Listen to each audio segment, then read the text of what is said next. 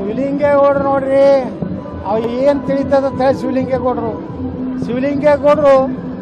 ಈ ರೀತಿ ಅವರು ಸಂಘದ ಹೆಸರು ತಗೊಂಡಿದ್ದು ಬಹಳ ಅತ್ಯಂತ ವಿಷಾದ. ಯಾಕಂದರೆ ರಾಷ್ಟ್ರೀಯ ಸ್ವಯಂ ಸೇವಕ ಸಂಘ ಯಾರನ್ನು ಟೀಕೆ ಮಾಡೋದಾಗಲಿ, ಯಾರನ್ನು ವ್ಯಕ್ತಿ ಪೂಜೆ ಮಾಡೋದನ್ನಾಗಲಿ ಸಂಘ ಮಾಡೋದಿಲ್ಲ. ಆ ದುರ್ದೈವ ಅಂದ್ರೆ ಈ ದೇಶದಾಗ RSS ಟೀಕೆ ಮಾಡಿದ್ರೆ ಅವ್ರೇನೋ ಒಂದು ದೊಡ್ಡ ಹೀರೋ ಆಗ್ತೇನೆ ಅಂತೇಳಿ ಮತ್ತು ಮುಸಲ್ಮಾನರು ಖುಷಿ ಆಗ್ತಾರೆ ಮಾಡ್ತಾರೆ ವಿನಃ ಅವರೇನು ಮುಸಲ್ಮಾನರಿಗೇನು ಅವೇನು ದೊಡ್ಡ ಈ ದೇಶದಲ್ಲಿ ಏನು ದೊಡ್ಡ ಕೆಲಸ ಏನು ಮಾಡಿಲ್ಲ. ಅವ್ರ ಉದ್ದೇಶ ಮುಸ್ಲಿಂ ಓಟ್ ಅಟ್ಟೆ ಉಳಿಬೇಕಂತೇಳಿ.